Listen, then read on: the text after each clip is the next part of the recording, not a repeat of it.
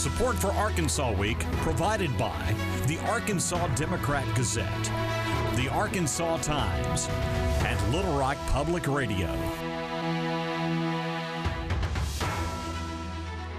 Welcome to Arkansas Week. I'm Michael Hibblen. The federal government remains closed, at least as we record this program, and a week and a half into the shutdown, neither side seems willing to budge. Bills backed by Republicans and Democrats have again failed to pass. In recent weeks, we've talked with members of our congressional delegation. This week, we'll focus on how the shutdown is impacting Arkansas and its top industry, agriculture. Joining me are Hunter Biram, Extension Agricultural Economist with the University of Arkansas Division of Agriculture, and Dr. Jeremy Horpedahl, Director of the Arkansas Center for Research and Economics at the University of Central Arkansas. Thank you both for coming in. We've been talking for months about the precarious situation farmers are in. We were possibly expecting an announcement on Tuesday, some kind of assistance from the Trump administration. But Hunter, that was delayed by the government shutdown. What do we know at this point about what's being planned? Well, frankly, I think the focus that I have is on the money that's being withheld from farmers at a time when the economics just aren't working out for farmers. I mean, we're looking at probably close to $180 million worth of government assistance that has been triggered from 2024 losses that should have already been paid by now, but because of the government shutdown, farmers are still being held out from that money. And this is primarily to help crops that were really impacted by the trade disputes, soybeans, for example. Right, so, and that's a totally different funding source. And so what I'm talking about is, you know, there was the Emergency Commodity Assistance Program, or the ECAP, there was the Supplemental Disaster Relief Program, or SDRP, and then just your typical market-based farm safety nets. Those were those three different pots of assistance. And so those are being delayed right now. But as you mentioned, yes, there's this $13 billion worth that's been hinted by USDA that was set to be announced on Tuesday, hopefully to be delivered by now. But with the shutdown, that's holding up even more funds for Arkansas farmers. Yeah, well, maybe expand a little. These, what you were talking about at first, are standard funds that are made available to farmers. Talk about the ways that this money is being impacted by the shutdown. Right. So, because we'll just say the first three programs, these programs, the losses were triggered in 2024. And so with those losses being triggered in 2024, the money is not dispersed until 2025, or October 1, 2025 to be exact. And so what happened on October 1, 2025? We had the shutdown. And so again, that's holding up about under $80 million worth of funds. If you were to break this down by program, you're looking at, with your market-based safety net, maybe around $30 million. If you're looking at the Emergency Commodity Assistance Program, probably another $30 million. And then if you're looking at the SDRP program, about $100 million there. And those were already authorized. Those payments were already triggered. And that's separate from the trade assistance. Right. And that trade assistance is being authorized through what's called Section 32, which pretty much allows USDA to use funds that were revenue that's been generated by tariffs to support commodities that have been impacted by those tariffs. Right. And on that program, we're hearing maybe about $13 billion is being considered. Yeah, about $13 billion. That's the last that I heard, at least. To put that into perspective, farmers received about $10 billion worth under the Emergency Commodity Assistance Program last year. Yeah. Jeremy, obviously this is just a short-term fix. Will this really get at the root of the problem here in terms of the tariffs and the trade disputes and the bigger picture? Right. Well, as we just mentioned here, what's going on is the tariffs are causing pain for the farmers, and then we're going to help them out with the tariff revenue. So it seems like trying to put a Band-Aid on a problem where really the tariffs will continue for many of these markets, not only to cause higher prices for inputs, but also breaking down trade with other nations that's taken, in some cases, years to develop with certain markets. So I think that looking at that broader picture, we kind of have a compounding of problems here with both the tariffs causing problems and then the shutdown not allowing the payments to come out. But I think that it points to this more fundamental issue that the tariffs will probably protect certain industries, steel production, things like that. But even there, some of their inputs are going to go up. But certainly for agriculture, it's going to continue to be costly for them the longer that these tariffs continue, both, again, the direct impact on them as well as retaliation from other countries. Yeah, and China is a big example. About 50% of U.S. soybeans went to China. This year, that's at zero. And China has been working with Argentina and Brazil. Talk a little more about, when we disrupt these trade partnerships that had been years in the making, what that does and how we perhaps move forward.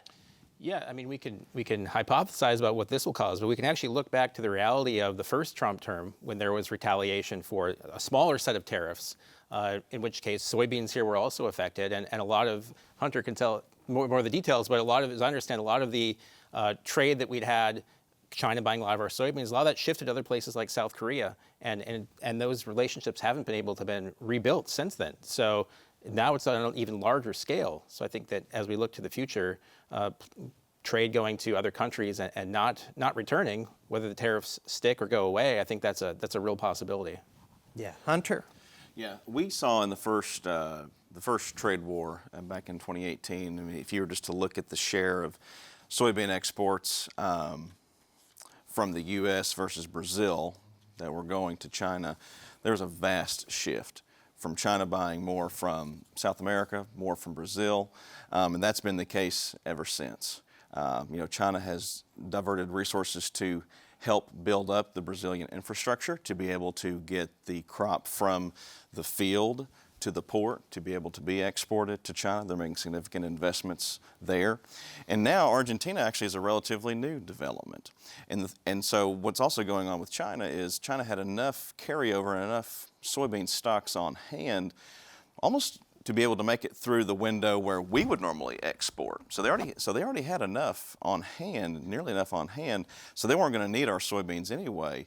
But especially now that Argentina has entered the picture and China's making those purchases in Argentina, I'm very concerned that we're even going to sell any soybeans, especially in the window that we would normally sell the most, which is about the September to December, because in January, that's when the Brazilian crop begins to come online. And where does that leave Arkansas growers right now?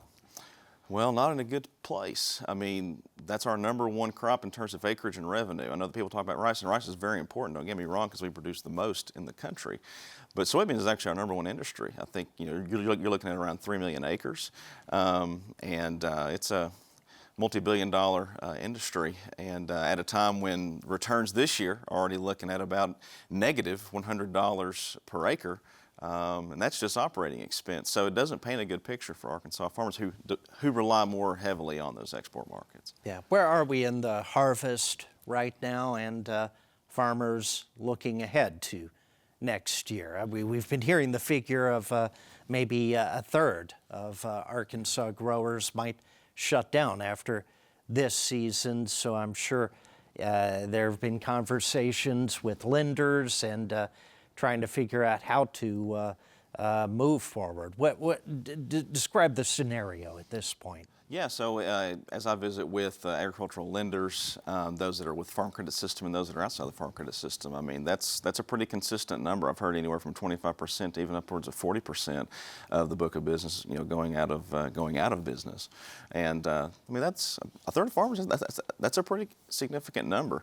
And I mean, a lot of it is because farmers aren't going to be able to pay their bills. I'll tell you another group that I'm concerned about, and I'm sure that they're feeling this too, is input suppliers who offer credit lines to farmers to get their fertilizer and seed and so on. Those are uncollateralized loans. And so if I'm looking at input suppliers, and if I'm an input supplier, I'm pretty concerned about staying in business myself, because I've got this uncollateralized loan. There's nothing pledged against that loan that the farmer took out to get their inputs for production. And farm credit, the ag lender is going to get their share first if there's anything that goes to the ag lender. And then the input supplier is left wondering, how am I going to generate any revenue to stay in business? Yeah. And Jeremy, obviously this impacts the overall economy. Yeah, I mean, we can point to lots of industries in both large and small ways that will be affected by both the shutdown and the tariffs. But I think, the bigger picture, as I think about it as an economist, is a lot of the data we get to understand how the economy is doing is also produced by the federal government, and we're not getting that data right now, right? Big numbers, like numbers that come from the Bureau of Labor Statistics, like unemployment and consumer prices, data on the gross domestic product, which comes from the Bureau of Economic Analysis, as well as stuff from lots of agencies like the USDA. USDA produces a lot of data.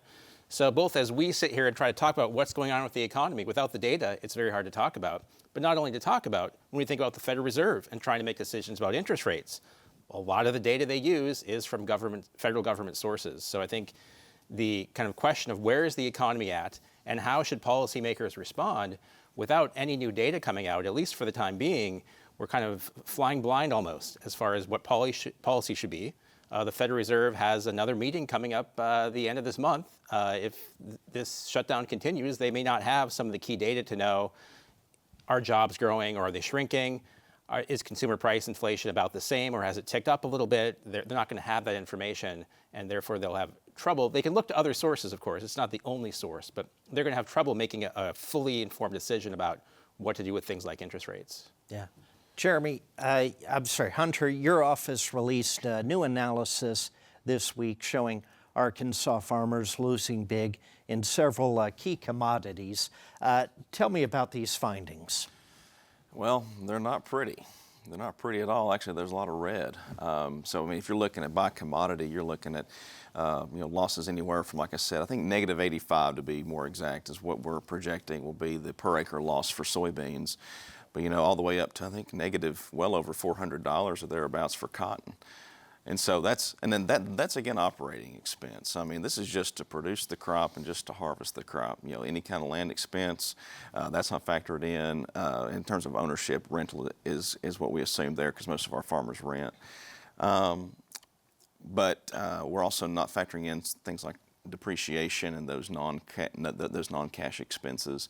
Equipment expense isn't factored in there. So again, just to produce the crop, we're seeing these losses. And you're an economist, and you understand, like, if you can't cover your variable costs, that's a shutdown point, right? That's right, yeah. That's what we teach. That's the shutdown point. But when we're talking about food, do you really want to shut down food? Do you want to shut down the production of that food? Because listen, at the end of the day, like, we've got the most affordable food in the world. We spend the least amount of our disposable income in the U.S. on food, and so. Is it a good option? Is it a good option for the farmer to shut down? Maybe in some cases, but not all cases, because we need to continue to have this affordable food. Yeah, and another report you co-authored with some of your colleagues at the Division of Agriculture, the state of the Arkansas crop economy in 2025. How would you summarize it? What are the trends as bleak as everything else? It is very bleak. I will say that overall we're looking at losses of about $1 billion, a little bit more across our crops.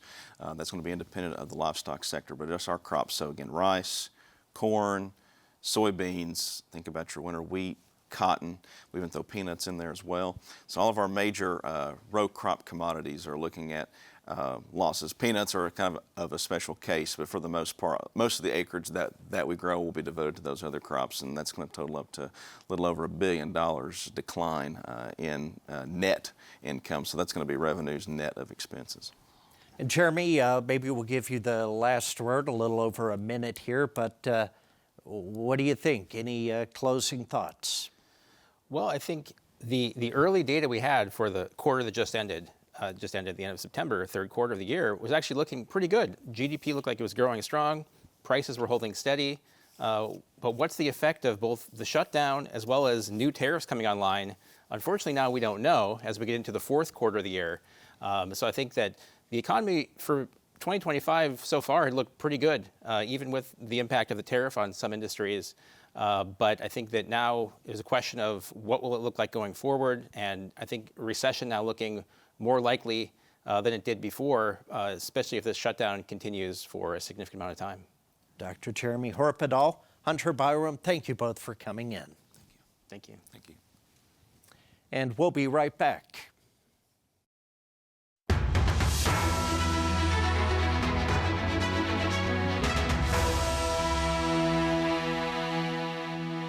And welcome back.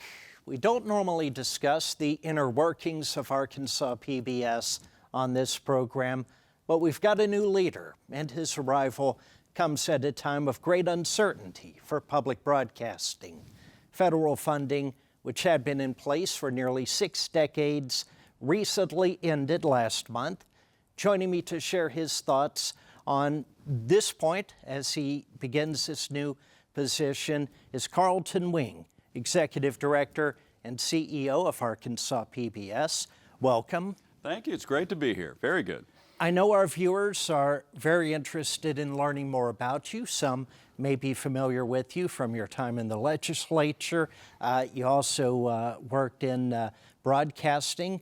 But before I really delve into your background, tell me how you're approaching this new position here. Well, it's an exciting time. A lot of times when you look at challenges, it depends on what you focus on. We focus on the opportunity. This is an immense opportunity for public broadcasting here in the state of Arkansas as well as nationally.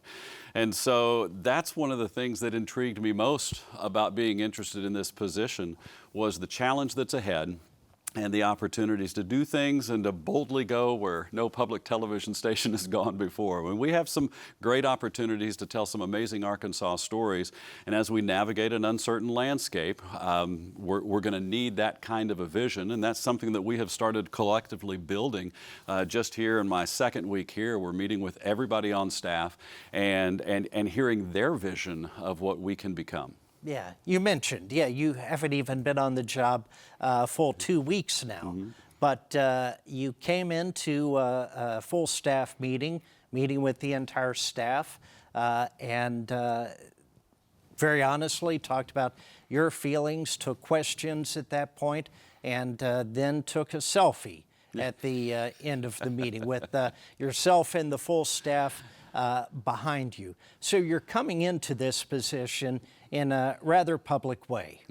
It was exciting, and I loved being able to have the first thing that we did. I mean, literally, I walked through the door straight into the studio where the staff was gathered, and the first thing that we did was we talked about who I am, why we're here, and where we're going. And I think that's important because the entire staff here has a variety of talents that are spread out amongst us all, and the answers to where we need to go lie within this group. Yeah.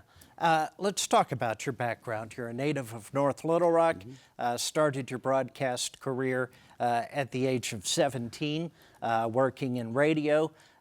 Tell me what kind of helped mold you into the person you are today, from growing up North Little Rock, and maybe what inspired you to pursue a career in broadcasting? Well, I grew up with the old stations back then. You had 4 stations on the air, and I grew up watching some of the newscasts. I was a big fan of Walter Cronkite when I was a little kid, and then my first broadcast opportunity was at KEZQ, the Easy Listening radio station. That was we called it elevator music, and I DJ dances around Central Arkansas, and then I would work the midnight to 7 a.m. shift Saturday night, Friday night and Saturday night there with elevator music. So that was a first test of your ability to stay awake and stay focused. If you can do that, you can do a lot of things.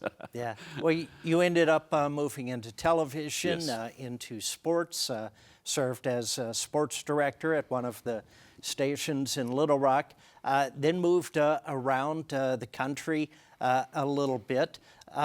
What were you pursuing as you were going to different TV markets? As a kid, I grew up watching news, and I was fascinated by news, weather, and sports. I ended up gravitating towards sports because I just loved the competition angle and the great life lessons that are taught in sports. So I was a sportscaster. Then I had the opportunity of a lifetime to jump into the professional bass fishing world, national coverage of the Professional Bass Fishing Tour, then known as the FLW Tour. And that totally changed my life, and in a fabulous way to be able to jump into that and into the outdoors. And so I've been doing outdoors television since 2001. Had the opportunity to start my own company in 2008, Wing Media Group, and we have done multiple series on outdoors, all different types of fishing and hunting and hiking and camping and all of that. So a passionate love for the outdoors, and for what we have here in Arkansas is amazing because we have things that hardly any other state has. We are one of the rare states that has both an elk season and a gator season. And if you know anything about those two animals, they live in very different climates. To be able to have a state as small as ours, to have both of those seasons, gives you an idea of the breadth and depth of the outdoors that we enjoy here in Arkansas. And you envision bringing some of that to our airwaves. Yes, in fact, we gave a little acronym that we can share with our viewers, because if you go to the original charter of Arkansas Educational Television Commission, they wanted education, information, entertainment, and inspiration were 4 key words there. We're going to add outdoors to that mix, and that gives an incredible acronym of EIEIO. Old MacDonald is going to lead us down the path. Yeah. In 2015, you made a bid for the State House of Representatives. What inspired you to pursue public service at that point? It's a great question.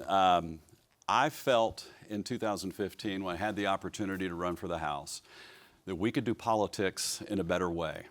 And so while a lot of folks will have kind of their hot button issues as to what got them involved in the political arena, whether it's medical care, education, a variety of very important things that the government has to deal with, I came in with an idea that we are more alike than we think we are. And this was back in 2015. I mean, think about where we are now in 2025. But we could do politics better. We just needed to listen to each other and work together, and then we find that that's how we can come up with the best solutions. One of the people that I have loved his writings is a guy named Arthur Brooks.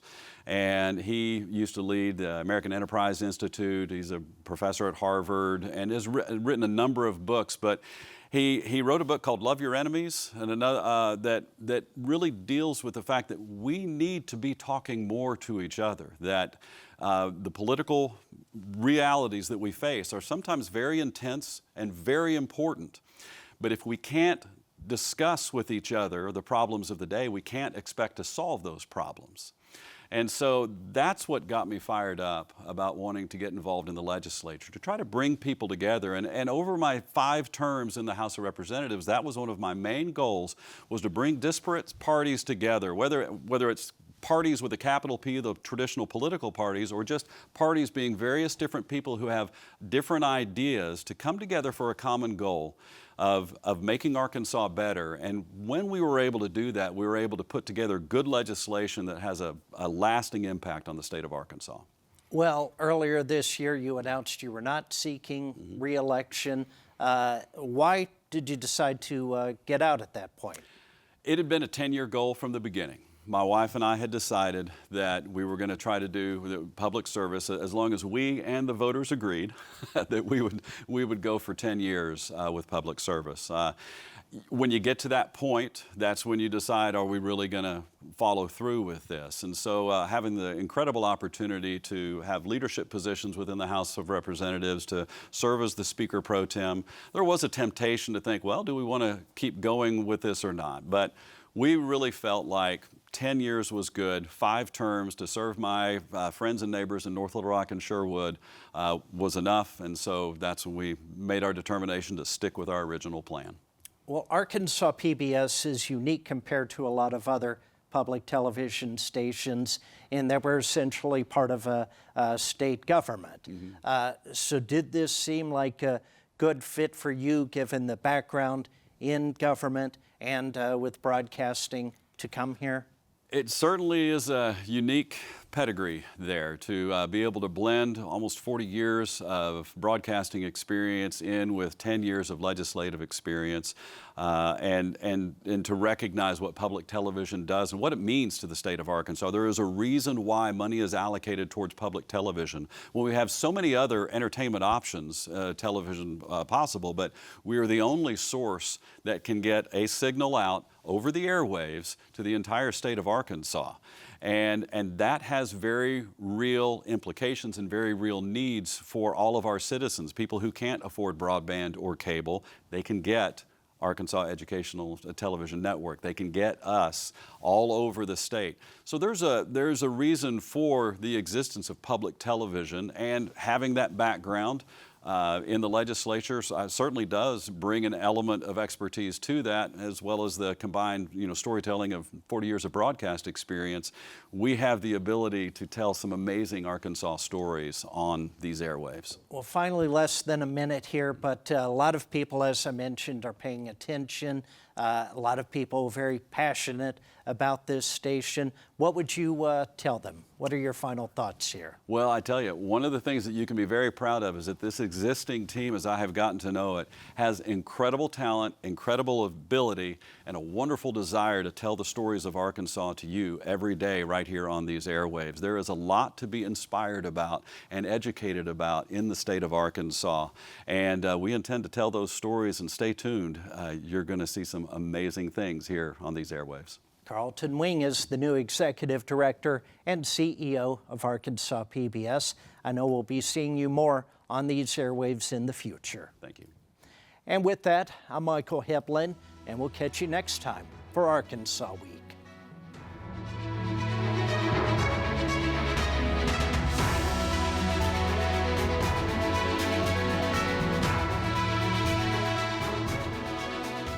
Support for Arkansas Week provided by the Arkansas Democrat Gazette, the Arkansas Times, and Little Rock Public Radio.